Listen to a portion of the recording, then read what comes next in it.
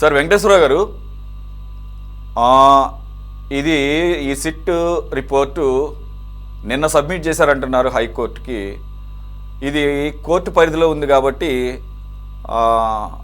I mean it is proper to start with you only as you are from legal fraternity. ఇది high court single bench అయితే ఏకంగా ఈ APPSC మూల్యాంకనం వ్యవహారంలో ఫిర్యాదులు అందినప్పుడు పిటిషన్స్ వచ్చినప్పుడు కోర్టు సింగిల్ బెంచ్ గుర్తించేసి ఏకంగా మెయిన్స్ని రద్దు చేసి మళ్ళీ పెట్టాలని చెప్పేసి అంటే దాని మీద అప్పుడు ప్రభుత్వం హైకోర్టు డివిజన్ బెంచ్కి వెళ్ళినప్పుడు ద్విసభ్య ధర్మాసనం అనుకుంటా దీన్ని రీవాల్యుయేషన్కి ఆదేశించింది. అలాగే సిట్ ఒకటి ఫామ్ చేసి డీజీ స్థాయి వ్యక్తి దీన్ని నేతృత్వం వహించాలని చెప్పేసి దీన్ని ఒక 3 నెలల్లో రిపోర్టు సబ్మిట్ చేయాలని కూడా చెప్పడం జరిగింది. ఇది యాక్చువల్గా అయితే కంప్యూటరైజ్డ్ వాల్యుయేషన్ చేశారట.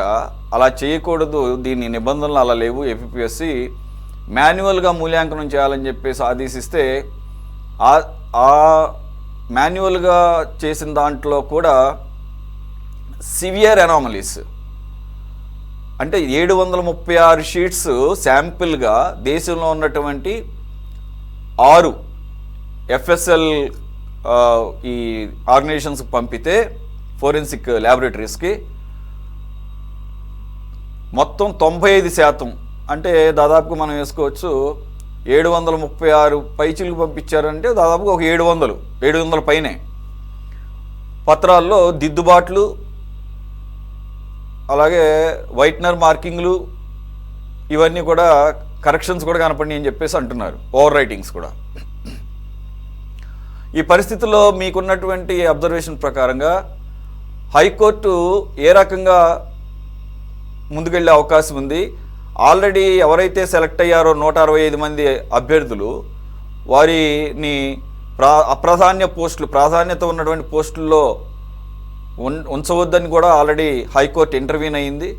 మరి అది ఒక లూప్ లైన్ లాంటి దానిలో పెట్టారంటున్నారు. మరి ఎవరైతే ఈ 165 మంది అభ్యర్థులు ప్రస్తుతం ఉద్యోగస్తులుగా ఉన్నారో మరి ఈ రిపోర్ట్ని బేస్ చేసుకొని వారు కొనసాగే అవకాశం ఎంతవరకు ఉంటుంది? మరి 95% మరి అన్నీ కూడా కరెక్షన్స్ చేశారు అని అంటున్నారు కాబట్టి, అనామలీస్ కనపడినాయి కాబట్టి ఏ రకమైనటువంటి రిపోర్ట్ తీర్పు కానీ లేదంటే కనుక ఆర్డర్స్ కానీ వచ్చే అవకాశం ఉంది కోర్టు నుంచి సార్? ఛానల్లో ఉన్నటువంటి మిత్రులందరూ కూడా నమస్కారం. అదేవిధంగా మన వీక్షకులకి, మన యాజమాన్యాన్ని కూడా శుభ సాయంకాలం. ఈ చాలా డిబేట్లలో మనం పాల్గొన్నాం. 2019 నుంచి 2024 వరకు జరిగినటువంటి ప్రభుత్వంలో జరిగినటువంటి అవకతవకల పైన మాట్లాడుకున్నాం. మనకి ఉన్నటువంటి సమాచారం, మన యొక్క అభిప్రాయాల్ని సమాజానికి ఎన్లైట్ చేసే కార్యక్రమం మనం చేసాం. అవన్నీ ఒక ఎత్తు అయితే, దురదృష్టవశాత్తు ఇది చాలా ఘోరాతి ఘోరమైంది. మనకు ఒక సామెత లేకపోతే ఒక నానుడు ఉంది, ఒక జాతిని కానీ ఒక దేశాన్ని కానీ నిర్వీర్యం చేయాలంటే బాంబులో, కత్తులో, గొడ్డల్లో కాదు. ఆ దేశంలో ఉన్నటువంటి విద్యా విధానాన్ని కనుక మనం అతాకుతలం చేసి, అస్తవ్యస్తం చేసి, నిర్వీర్యం చేసినట్లయితే తదనుగుణంగా ఆ దేశం కానీ ఆ జాతి కానీ నిర్వీర్యం అయిపోద్ది అనేది మనకున్నటువంటి ఒక ప్రఖ్యాతమైనటువంటి నానుడి. అదే విధంగా ఇవాళ మీరు చాలా మంచి పాయింట్ని గుర్తు చేశారు. అది నెల్సన్ మండేలానండి, నాకు గుర్తులేదు సరిగ్గా ఆయన ఆ మాట అన్నది. నాకైతే గుర్తులేదు. నాకు ఇప్పుడే టాపిక్ ఇచ్చారు కాబట్టి నాకు ఏది ఏమైనా కరెక్ట్ ఎంచేతంటే ఒక ఇది 2 రకాలైనటువంటి అంశాలు. సరే, మొత్తం ఎలా జరిగింది, మోడస్ ఆపరంది అనేది మీరు ఇచ్చినటువంటి అనాలిసిస్ లోని ఇచ్చారు, మీరు ఇంట్రొడక్షన్ లో కూడా ఇచ్చారు సురేష్ గారు. దాంట్లో 2018 ఏదో డిసెంబర్లో నోటిఫికేషన్ ఇవ్వటం, 19 మే నెలలో ప్రిలిమినరీస్ జరగటం, 2020 డిసెంబర్లో మెయిన్ ఎగ్జామ్స్ జరగటం, దాన్ని కోవిడ్ వంకతో దాని వాల్యుయేషన్ మాన్యువల్ నుంచి డిజిటల్ గా మార్చడం, దాని మీద హైకోర్టుకి అభ్యర్థులు వెళ్తే మళ్ళా డిజిటల్ గానే చేయాలంటాం. ఆ డిజిటల్ గా చేయాల్సినప్పుడు చేసినటువంటి అవకతవకలు, అక్రమాలు ఇన్ని అన్ని కాదు. మనం ఒకసారి వారు ఎవరినో అరెస్ట్ చేసినప్పుడు అరెస్ట్ చేసిన సందర్భంలో కూడా మాట్లాడుకున్నాం.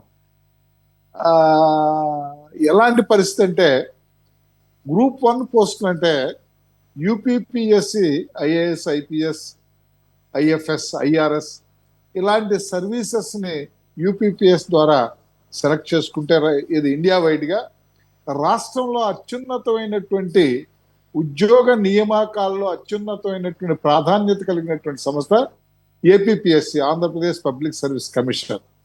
దురదృష్టవశాత్తు పబ్లిక్ సర్వీస్ కమిషన్ యొక్క నీరు గార్చేశారంటంలో ఎలాంటి సందేహం లేదు.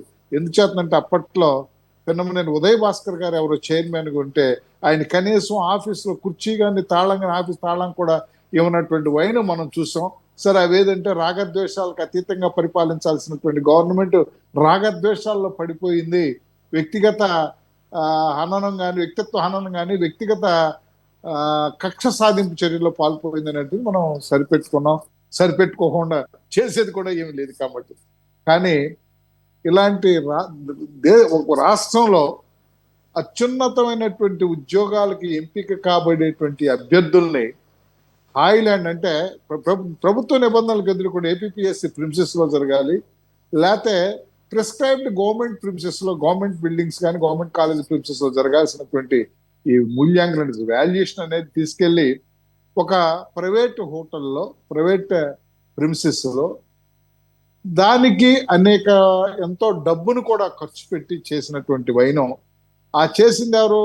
యాక్చువల్ గా 452 మంది నిష్ణాతులు ఆ సబ్జెక్ట్ లో స్పెషలిస్టుల్ని వాటిని మూల్యాంకనం చేయాల్సినటువంటి పరిస్థితిలో వాళ్ళందరినీ కూడా పక్కన పెట్టేసి కేవలం ఎంత నిజంగా స్కిల్డ్ లేబర్తో, తర్వాత గృహిణులతో, అక్కడ ఉండే హైలాండ్ లో పనిచేసే వాళ్ళతో మూల్యాంకనం చేయించారంటే, తర్వాత ఆ మూల్యాంకనం చేయించిన మీరు చెప్తున్నారు 95% కాదు, 98%, 736 ఓమార్ షీట్లని ఫోర్సినిక్ సైన్స్ ల్యాబొరేటరీ పంపితే 718 షీట్లలో కరెక్షన్ కానీ, ఎరేజర్స్ కానీ, ఇంక్ చేంజ్ కానీ, ఇప్పుడు వాళ్ళు ఆన్సర్ రాసే ఓమార్ షీట్లో బ్లూ కానీ బ్లూ ఇంక్ కానీ బ్లాక్ కలర్ ఉన్నటువంటి బాల్ పాయింట్ పెన్ తో రాయాల్సినటువంటి ఆన్సర్లో ఓఎంఆర్ షీట్లు ఇంకు పెన్ తో రాసినటువంటి ఆన్సర్లు చేశారంటే పేటెంట్ గా.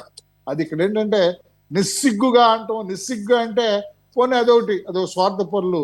కానీ ఇక్కడ ఒక చట్టం ఒకటి ఉంది, ఒక యంత్రాంగం ఒకటి ఉంది. ఈ రాష్ట్ర భవిష్యత్తు నిర్ణయించేటువంటి అధికారులకి మనం సెలెక్ట్ చేయాలనేటువంటి బాధ్యత రాహిత్యంగా ఎవరు ఏం చేస్తే ఎవరు ఏం చూస్తే నాకేంటి, ఎవరు నవ్వితే నాకేంటి సిగ్గు అన్నట్టుగా కాకుండా కనీసంగా చట్టం ఒకటి ఉంది, చట్ట పరిధిలో మనం దొరికిపోతాం అనేటువంటి ఆలోచనతో లేకుండా వాళ్ళు చేయటమే కాకుండా అప్పుడు దాంట్లో 638 మంది క్యాండిడేట్స్ ఎంతమంది సెలెక్ట్ చేస్తే, ఒక్క నిమిషం అండి, దాంట్లో నేను చిన్న నోట్స్ రాసుకున్నాను. 168 మంది క్యాండిడేట్స్ ని సెలెక్ట్ చేస్తే ఫైనల్ గా మళ్ళా కొంతమంది హైకోర్టుకు వెళ్తే ఆ డివిజన్ బెంచ్ ఏం చేసిందంటే మొత్తం వాళ్ళని కూడా అబెయిన్స్ లో పెట్టి మళ్ళా దీనికి ఒక క్రైమ్ రిజిస్టర్ చేసి కేసును విచారించడానికి ఒక సిట్ అనేది ఏర్పాటు చేసినటువంటి పరిస్థితుల్లో ఆ సిట్ సమగ్రమైన 2025 ఫిబ్రవరిలో ఆ సిట్ ఏర్పాటు చేసినటువంటి పరిస్థితి డివిజన్ బెంచ్. ఆ ఏర్పాటు చేసినటువంటి సిట్ అన్ని విషయాల్ని కూలంకషంగా పరిశీలించి ఎక్కడ మొత్తం కూడా పిన్ పాయింట్ చాలా, ఎందుకంటే ఇవాళ గవర్నమెంట్ మీద దుమ్మెత్తి పోయిటాకో లేకపోతే గవర్నమెంట్ మీద విమర్శించటాకో తెలుగుదేశం ఆఫీసులో చేశారనేది కాకుండా అందరూ కూడా ఇది సభ్య సమాజం స్థలవించుకునేటువంటి వ్యవహారం. ఇది ఈ రాష్ట్ర భవిష్యత్తుకు సంబంధించినటువంటి వ్యవహారం. ఈ రాష్ట్రంలో భవిష్యత్తులో జరగాల్సినటువంటి ఈ మెరిట్ స్టూడెంట్స్ అందరూ కూడా ఈ విధంగా జరిగితే వాళ్ళ యొక్క భవిష్యత్తు ఏమైపోద్ది, వారి యొక్క ఆలోచన విధానం ఏమైపోద్ది, ఇలాంటి మీ ఇంటలెక్చువల్స్ బ్రెయిన్స్ ని మన దేశాన్ని నుంచి ఇంకో చోటకు తరలింపు చేసేటువంటి ఆలోచన రాకుండా మనం ఎలా కాపాడగలుగుతాం అనేటువంటి ఆలోచన కూడా చేయాల్సినటువంటి పరిస్థితి మనకి అగుపడుతుంది.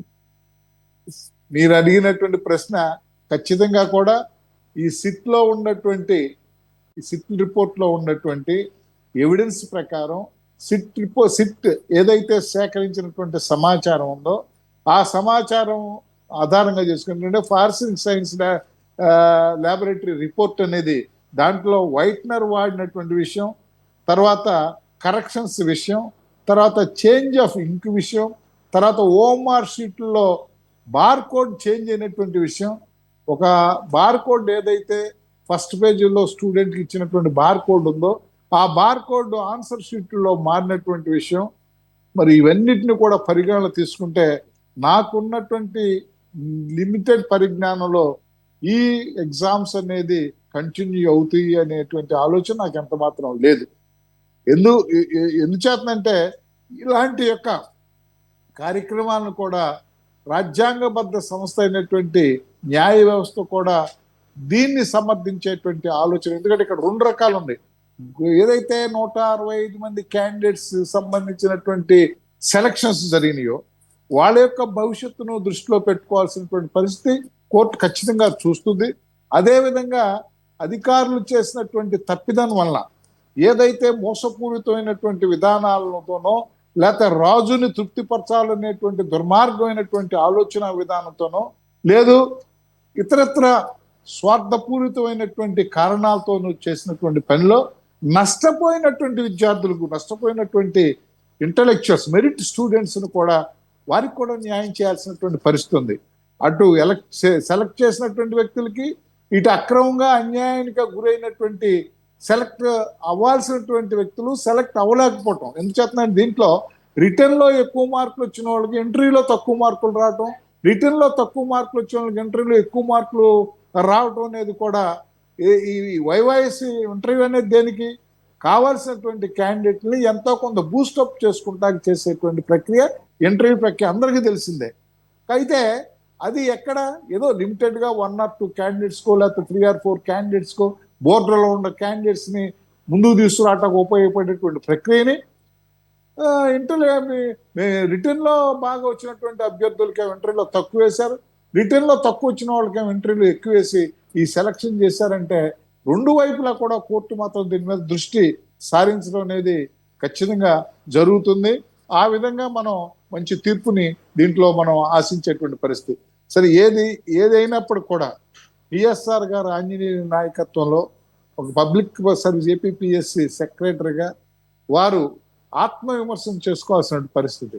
ఆయన ఎంత కష్టపడితే ఆ రోజుల్లో ఎంత కష్టపడితే ఆయన ఐపీఎస్ స్థాయికి వచ్చాడు అనేటువంటి విషయాన్ని మర్చిపోయి కేవలం క్లర్కులు, గృహిణులు, సూపర్వైజర్స్, అంటే students, degree 10th students, inter students, inter చదివిన వాళ్ళు, 10th చదివిన వాళ్ళు, డిగ్రీ చదివిన వాళ్ళని తీసుకొచ్చి మీరు వాల్యుయేషన్ తీసుకొచ్చి మూల్యాంకనం చేయించారంటే ఈ రాష్ట్ర భవిష్యత్తును ఏం చేయాలనేది నిజంగా కూడా చాలా దురదృష్టకరమైనటువంటి విషయం. ఖచ్చితంగా కూడా కోర్టు ఇంటర్ఫీర్ మనం కూడా దీన్ని ఖండించాల్సిన పరిస్థితి ఉంది. రైట్.